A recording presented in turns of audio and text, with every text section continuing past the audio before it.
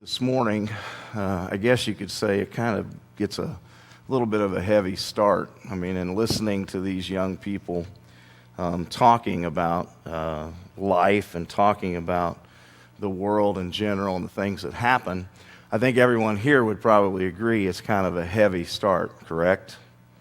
And not only is it a heavy start, but it's a confusing start for me again because I don't have Alex on my computer. I don't have my screens.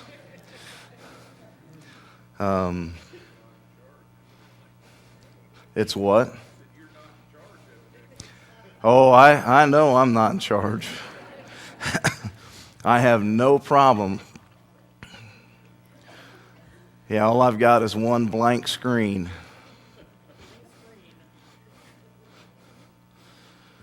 Now you look at it and tell me if there's just not one blank screen right there. All right.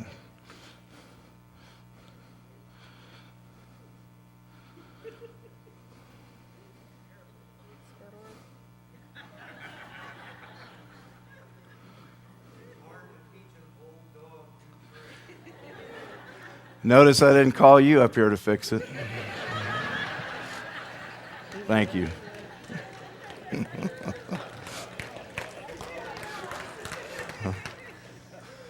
Thank you, Alex. Everybody say thank you, Alex. Yeah. I really like the one young lady who makes the comment. Essentially, I'm not going to get it, necessarily right on the nose with what she said, but she said, "Why should I follow you if what you're going to allow is suffering and hurt throughout life?" But can I just point out something? She's already engaged in suffering and hurt in this life, and she's not following him.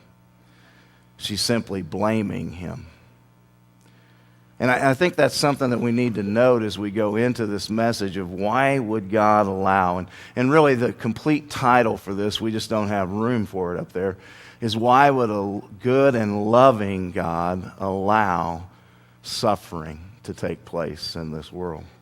I mean, that's the complete title. So why would our God, who we believe is good and loving, why would he allow suffering to take place? And what we come around to understanding, whether we're believers or not, is that it seems we live in a world gone mad.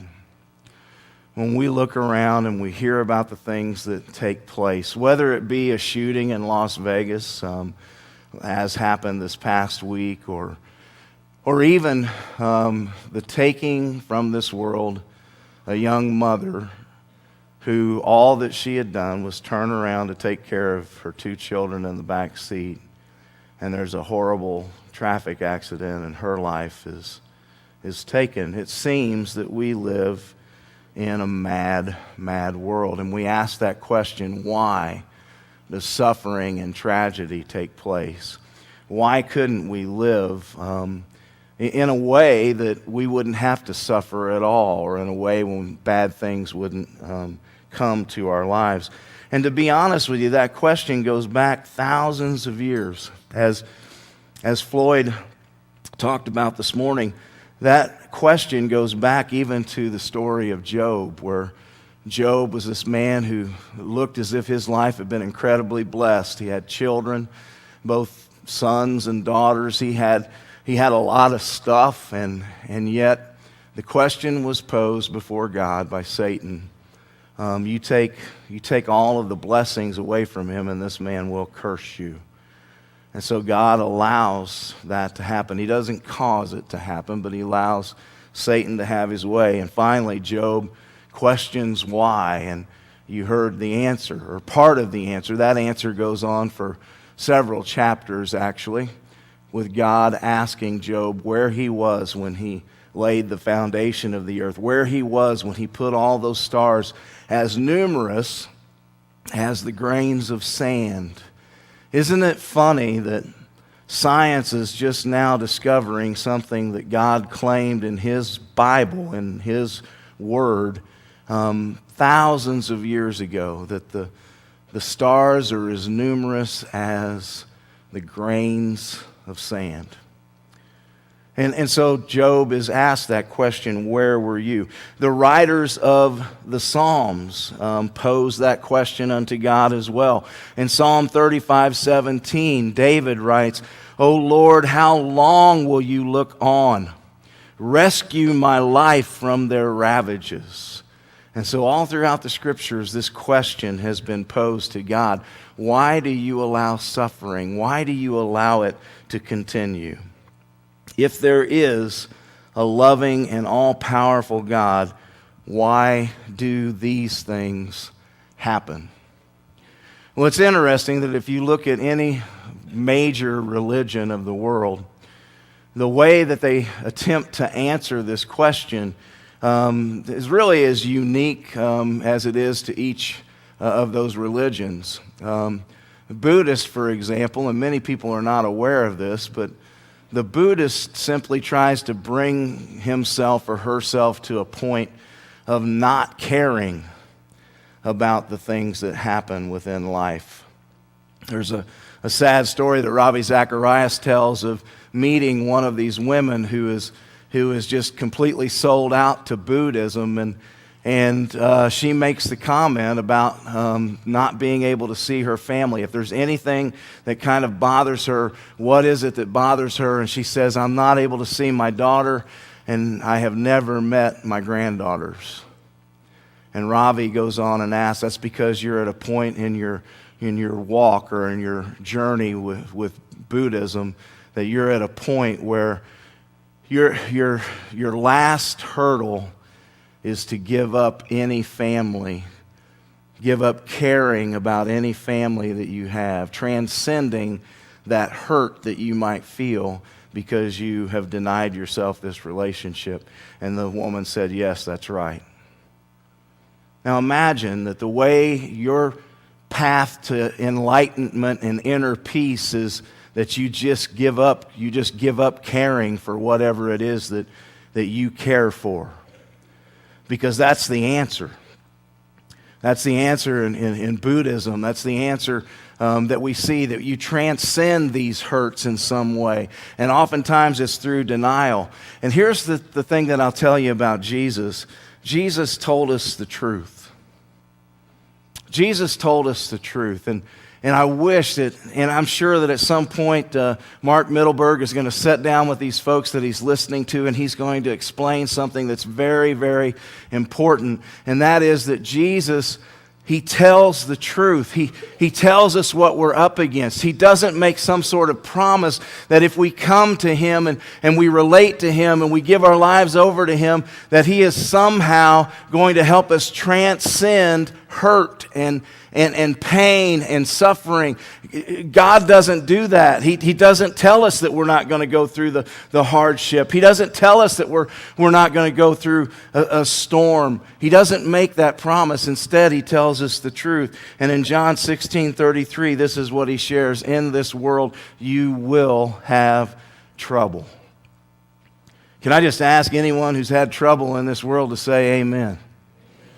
Amen. We have trouble. You know, we live in a mad, crazy, confused, mixed up world full of trouble.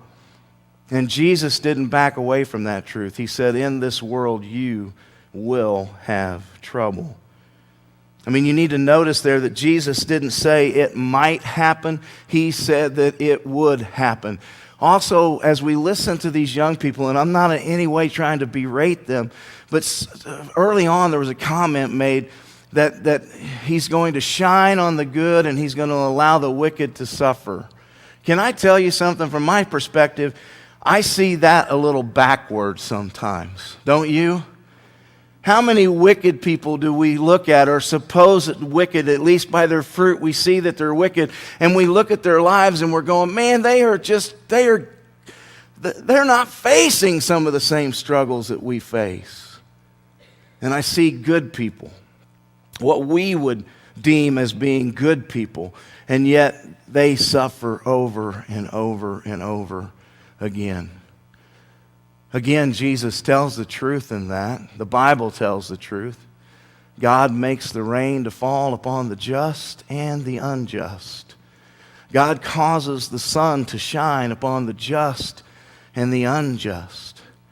And yet so many people have this thought or this idea that those who are following Jesus are never marked or marred with heartache. That's not true. And we who follow Christ need to understand that that's not true of the wicked as well. God allows this world system to operate, and sometimes good things happen and sometimes evil things happen in every life. But the question is why? A part of it, I would explain, is that we now live in a broken world. Rebellion took place. God created a place, by the way, where there was no suffering, where there was no pain. He created that place, and He gave basically one rule that the people there were to follow, that Adam and Eve were to follow. Do not eat from this tree of the knowledge of good and evil. And rebellion took place, and it caused a complete breakdown in the system. Everything that we knew from that point forward broke down. We no longer related to God in the way that we should. It said there in the book of Genesis that God would come to them and He would walk with them in the cool of the day. He would relate with them. We no longer had the kind of relationship with the earth. Adam was told, by the sweat of your brow, the earth will produce for you now. It won't be some sort of easy thing. It won't be a time of comfort and ease as you take care of the garden, but rather you will struggle as you bring this earth to bring forth for you that which you plant. Eve herself had her own birth pains as well. She was told that your birth pains are going to be greatly increased. Adam and Eve had differences between themselves. For the first time, they experienced shame. Why? Because they saw each other naked. And it's not that they hadn't seen each other naked every day up until that point. But shame enters the picture because of rebellion. The truth is, it's been broken since the fall of man in the garden. This world system that we live within.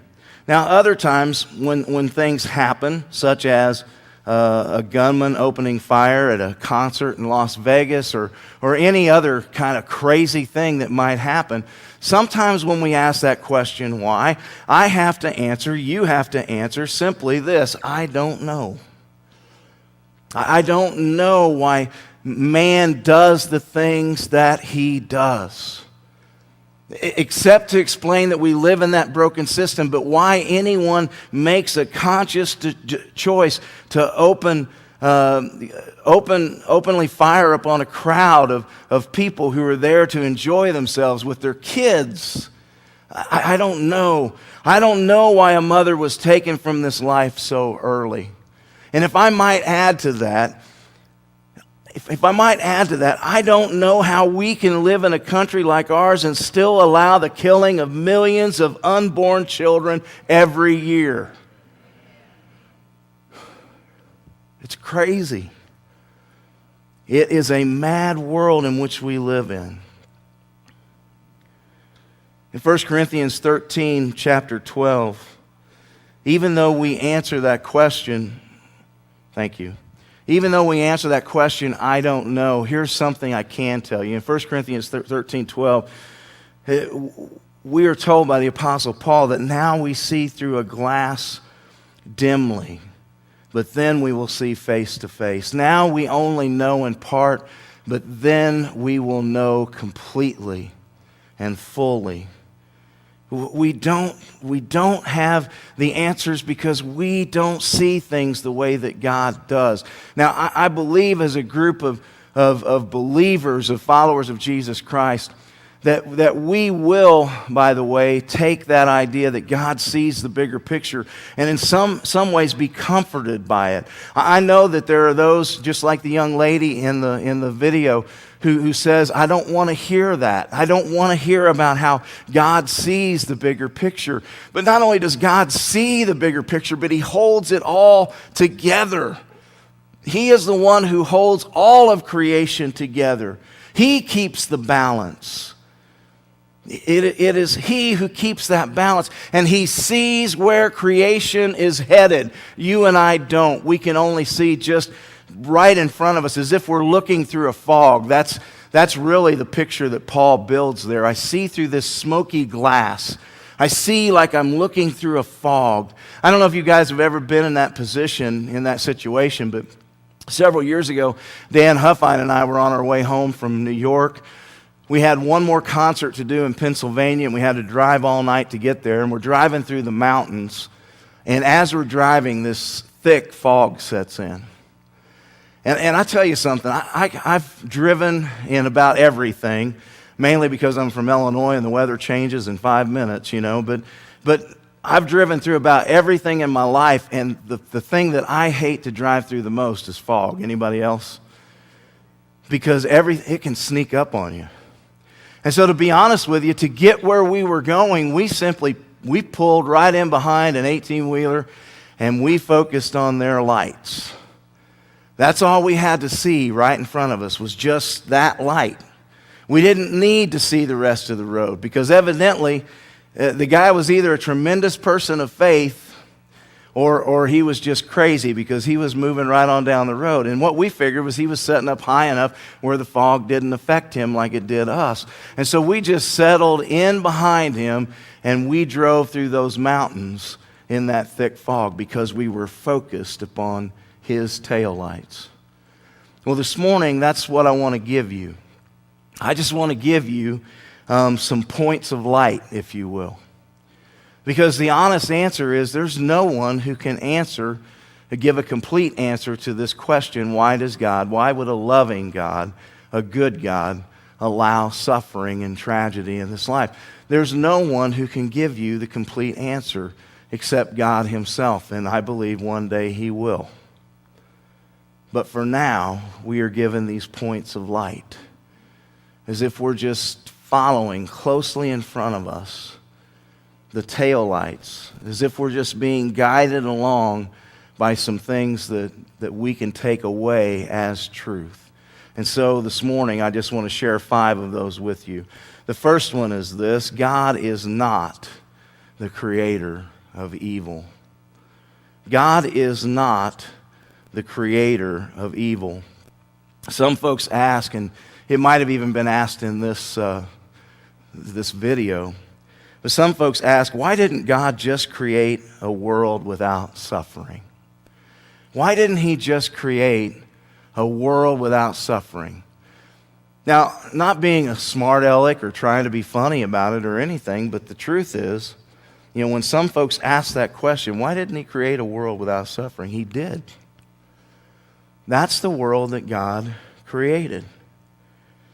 Genesis 1:31 says, God saw all that He had made, and it was very good. God saw all that He had made, and it was very good. And so the question is, what happened?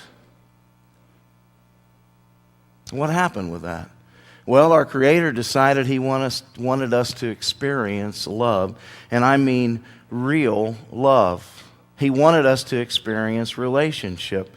He wanted you to love Him and to love others.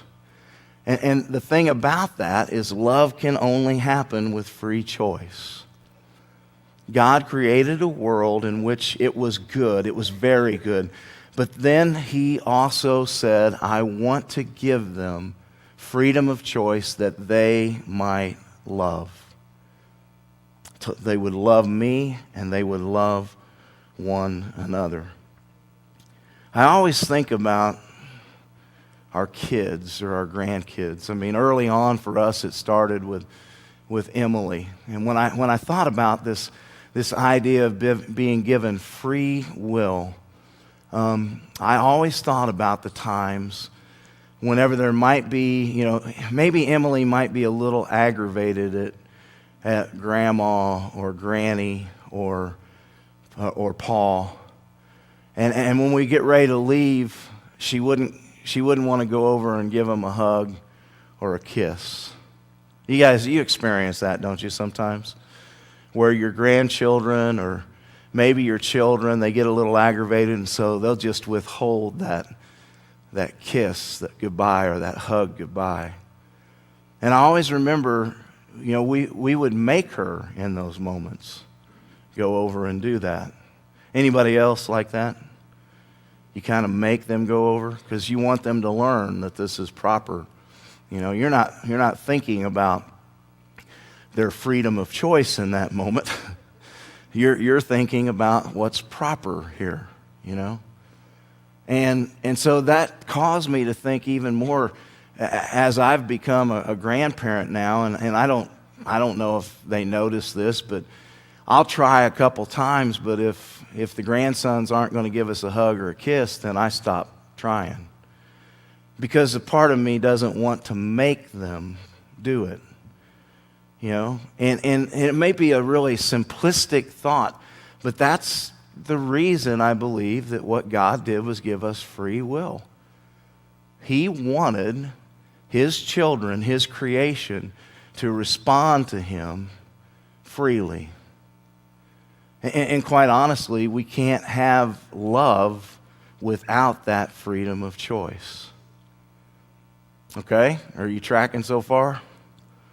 We can't have love without that freedom of choice. There's a difference between requiring children to say I love you or giving a hug and a kiss and them doing it freely. I mean, all of us have experienced that feeling of them just running to you, wanting to hug you, wanting to give you a kiss, saying to you that they love you. You know how special that is. God wanted that kind of special relationship with us. Well, but the problem is we abused our free will. We have abused our free will. And we talked about that just a little bit earlier. We were given the freedom of choice. Do not eat from this tree. And the choice was made that we would eat from that tree. And some people can go back and they can try to blame Adam and Eve, but if Miles and Jennifer were there, or if Kyle and Carol were there, if Terry and Kathy were there, or Mike and Sue, or whoever it might be, we would have made the same rebellion because it's in our nature. And the result was the introduction of two kinds of evil. Two kinds of evil, moral and natural evil. Well, we'll talk about moral evil first. Moral evil is when our behavior or our attitude deviates from God's moral code. It also can include sins of omission. And moral evil is something that actually affects all of us. And normally how it happens is we come to a place where maybe we've been hurt or something has been done to us, and what we want to do is respond. And even though the Bible teaches us that we are to even love our enemies, and we are not to repay evil for evil or insult for insult, guess what we do? We break away and we reason in our minds that it is our right. This person has insulted me, so now I will insult them. But don't miss the fact that is a conscious choice that we make. For God calls us to a different standard. But in that moment, we reason that our standard is more important. And so we act. For all have sinned and fallen short of the glory of God. It affects every one of us. And Paul writes this in Romans. So let me give you a couple of examples of moral evil. And I'm not saying that this first example as an illustration affects every one of us, but I want you to think about this.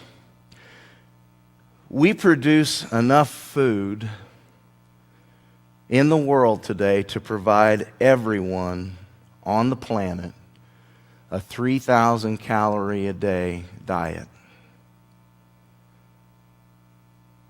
But what is it that keeps us from carrying that out?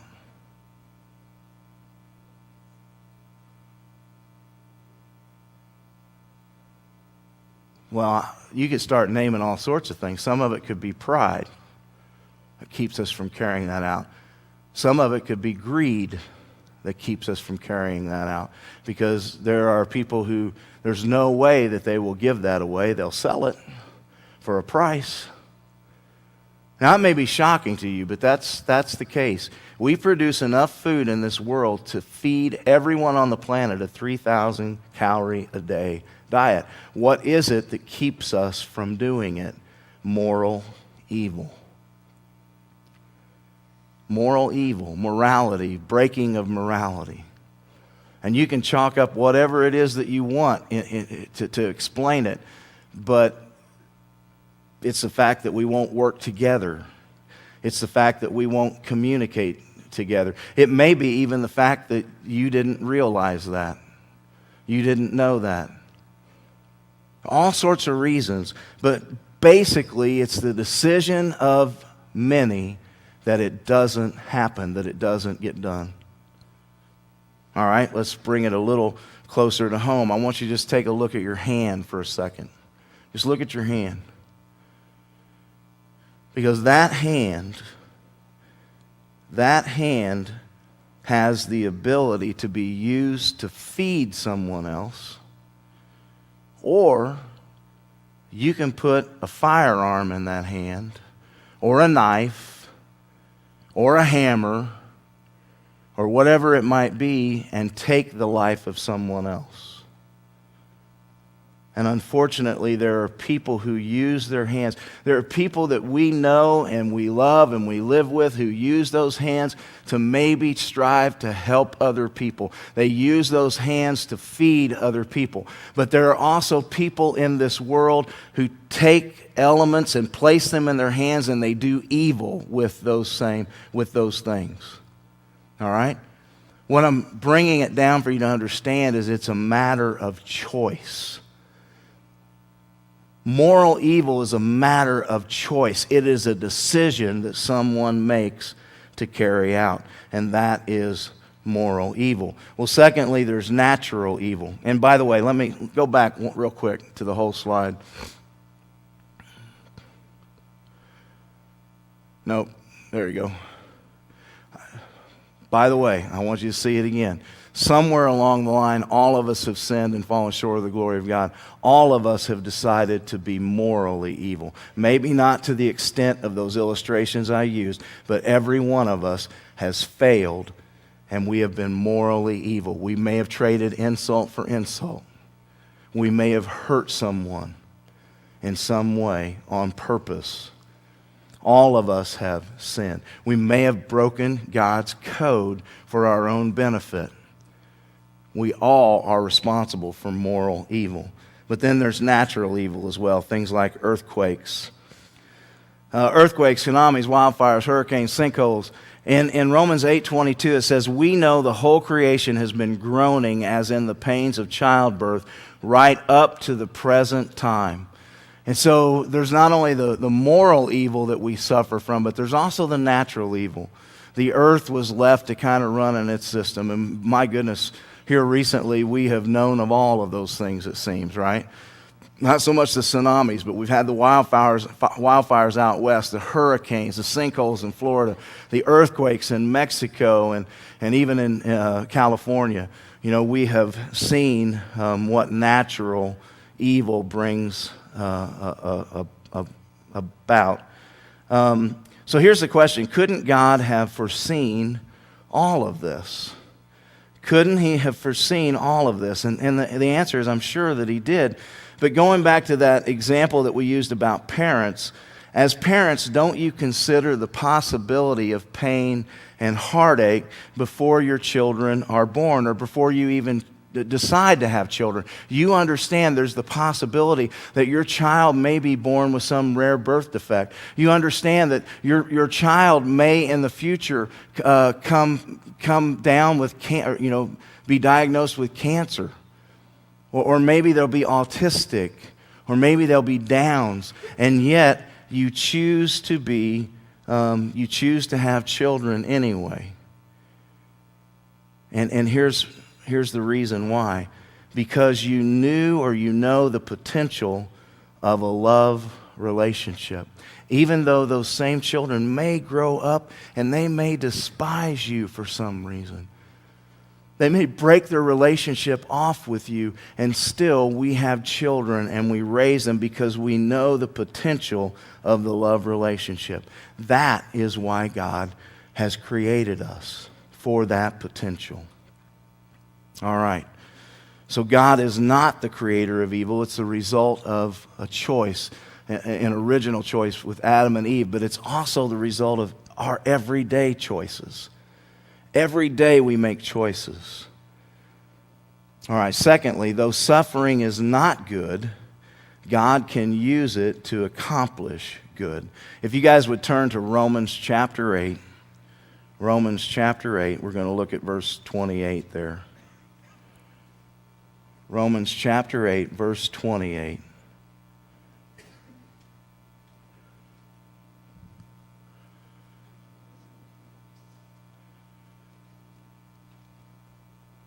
Paul writes there, and we know that in all things God works for the good of those who love him, who have been called according to his purpose.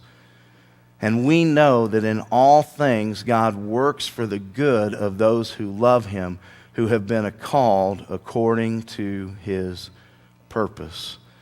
Though suffering is not good, God can use it to accomplish good.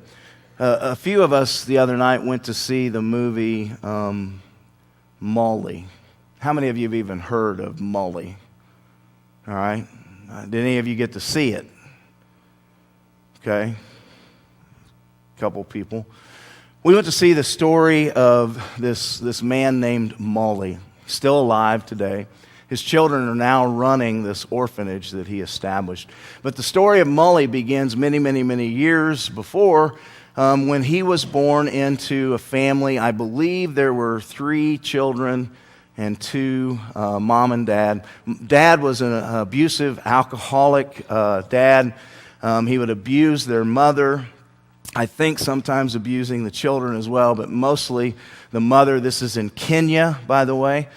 And one morning, Molly woke up and he was alone. Finds out years later that his mother and father took his 2 younger siblings and left him to be alone. The reason they left him, the closest that we all could come to the reason that they left Molly, was because he was the oldest and that he might be able to survive on his own. All right? And so Molly eventually was kind of tried family. They rejected him, pushed him away. He made his way to Nairobi. Nairobi is the largest city in Kenya, and Nairobi held some opportunities for him. He went to work for this Indian woman in her household, kind of as a household servant, slave type thing. And he learned that work would produce money for him to live by. And so he became a very hard-working individual. I'm not exactly sure, but I would say by 30 years of age, he was a millionaire. I think that's right. By about 30 years of age, because he would put his hand in everything. First, it was taxi services, and he would buy van after van. When he would get his money, he would buy van after van, and very soon had the largest taxi service in Nairobi.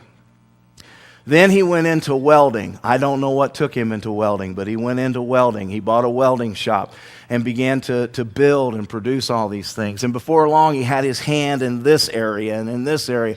He owned several businesses and basically built up his wealth, all right?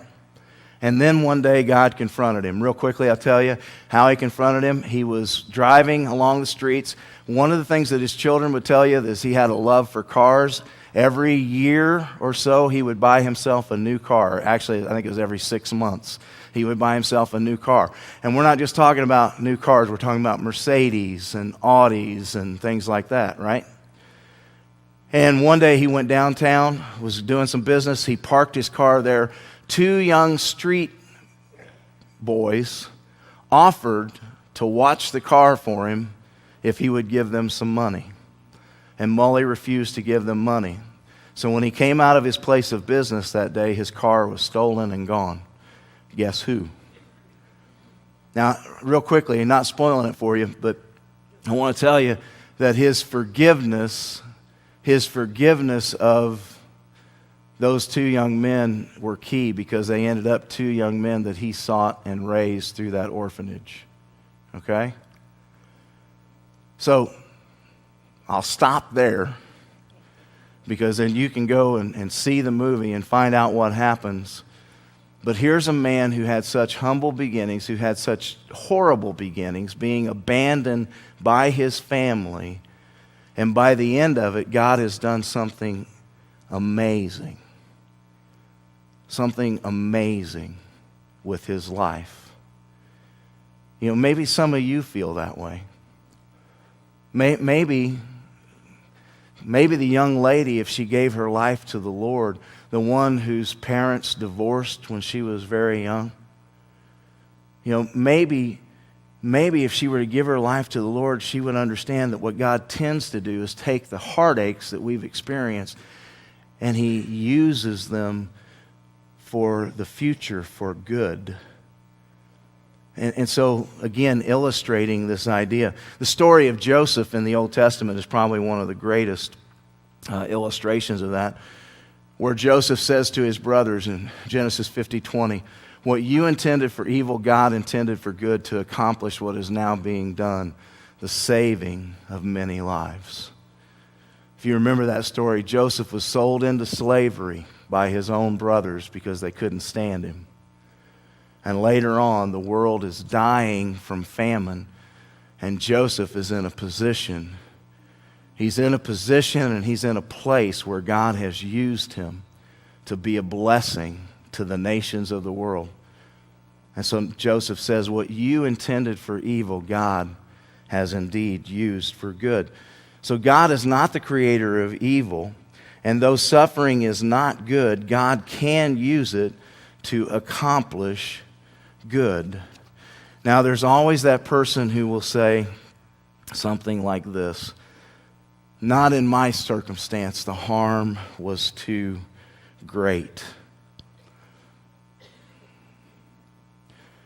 What they're basically saying to you is, you just don't know how hurt I was. But listen, God does, and follow this, please, because the worst day in history became the very best day because of God. The worst day in history was when Jesus hung on a cross. This man named Jesus, fully God and fully man, and he hangs upon a cross. He is hung naked upon a cross. He is dying. He is suffering for the world. And it was the worst day in humanity that they placed God on the cross. But then it became the very best day for humanity, because in that act He set us free. In that act He set us free. And the point is this: if God can do that for mankind, overcoming sin and death, then can't He do the same for us? Don't you realize that He can really do the same thing for you if you'll just allow Him to work within you and through you and for you? That He will be there to carry you through. So though suffering is not good, God can use it to accomplish good. Number 3, the day is coming when suffering will cease and God will judge evil. And so, for me at least, the question is, what's holding Him up? What's holding Him up? I mean, we can go through all sorts of things there. You know, if He has the power to stop evil and suffering, then why doesn't He do it? And the answer to that to me would be, like, just because He hasn't done it yet doesn't mean that He's not going to do it. I mean, it's like the half-read novel, and that's what I think people do with God so often. I mean, the plot, they say the plot's confusing. It just doesn't make any sense. What I see in this life doesn't make any sense to me. It's all over the place with the there's too many loose ends. Or there are all these characters and it's confusing. And you complain about that novel when you haven't actually read it all the way to the end. And if we read it to the end, then we understand that maybe what's holding him up in the circumstances today, it may be you. It may be you who is in fact holding God up, as 2 Peter 3:9 states. He says, the Lord is not slow in keeping his promise, as some understand slowness. He is patient with you, not wanting any to perish, but everyone to come to repentance. And so if you have not made the decision to follow Christ, maybe the holdup in it all is you, because I don't know if you understand this. There will be a day when the last person receives Jesus Christ. When the last individual confesses their sin and accepts Jesus Christ as Lord and Savior. And when that moment happens, the heavens begin with all sorts of activity, because God is finally saying to his Son, I want you to go and get my children, because the last one has been redeemed. And so what's holding him up in all this? It could be some of you. It's anyone who has not yet responded to the call to follow Christ, because he wants no one to perish, but he wants all to come to repentance. Number 4, our suffering will pale in comparison to what God has in store for us. I mean, consider, just consider the long term.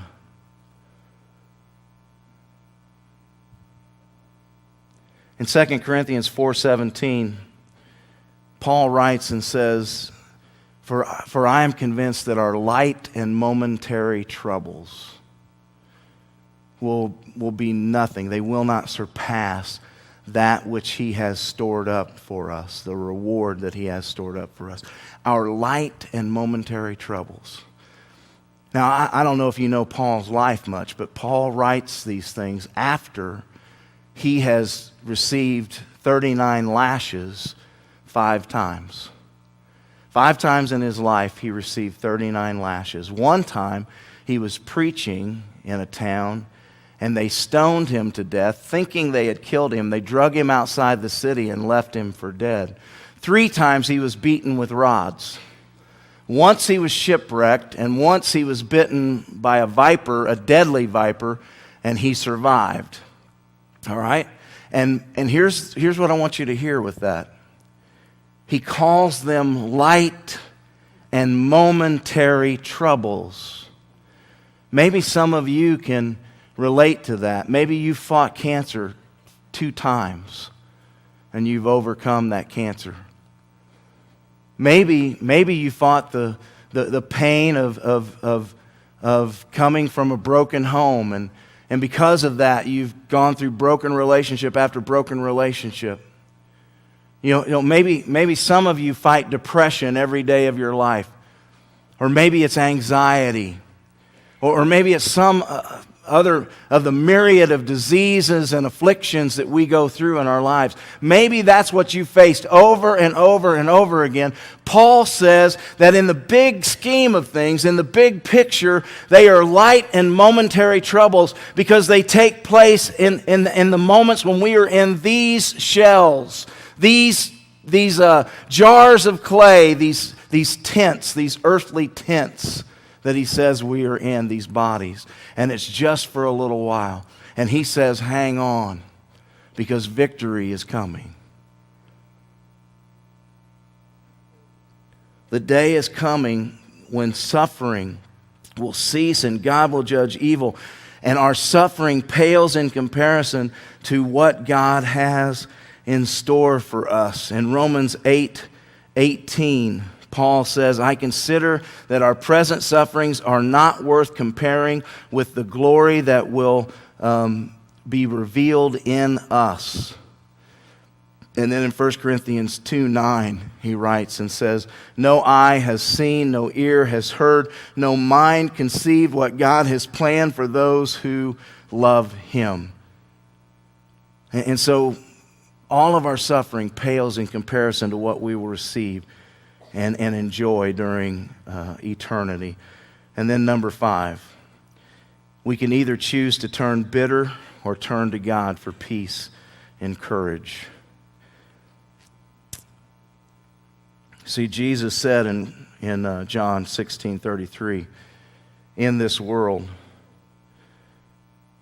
you will have trouble. But that's not the end of that verse. That's not the entirety of that verse. In this world you will have trouble. And we all know people who have grown bitter because of trials. And we all know people who have turned to God through trials. But the rest of John 16:33, Jesus says this, I have told you these things so that in me you may have peace. In this world you will have trouble, but take heart. But take heart, I have overcome the world. Peter Kraft offers this. He says that God's ultimate answer to suffering isn't an explanation. It's not an answer that he gives us. His ultimate answer to suffering is the Incarnation. It's the Incarnation. It's what was talked about, I believe, last week, or maybe it was last Wednesday night when this communion meditation was set forth. And the only verse that was read was John 3:16. For God so loved the world that he gave his one and only Son, that whosoever would believe in him would not perish, but have everlasting life. You see, God has given an answer. It's not in the form of an explanation, it's in the form of the Incarnation. God sent Jesus to offer that answer for us, to be the answer. And so if you're here this morning and maybe you're broken today, understand that Jesus was broken for us. We commemorated that this morning as we broke the bread together. Maybe you feel as if you're despised. Jesus was despised and rejected by men. He shares in that feeling. Have you cried out that you can't take anymore? Jesus was described as a man of sorrows, and he was quite acquainted with grief, not only his own, but ours as well. Maybe you've been betrayed. Jesus knows betrayal. He was sold out for just a few coins, and even those closest to him abandoned him. Maybe you've suffered through broken relationship after broken relationship. He loved with everything that he was, and yet he was rejected over and over. This morning we began this message describing recent tragedies and trials. One thing that I hope that you've come to realize is that this life is fragile and it's unpredictable. Tragedy can happen suddenly, and life can end in a moment. And so this morning, because of that, I am compelled to ask each one of you, are you ready? Are you prepared? And if not, we have a time that is dedicated to that preparation this morning.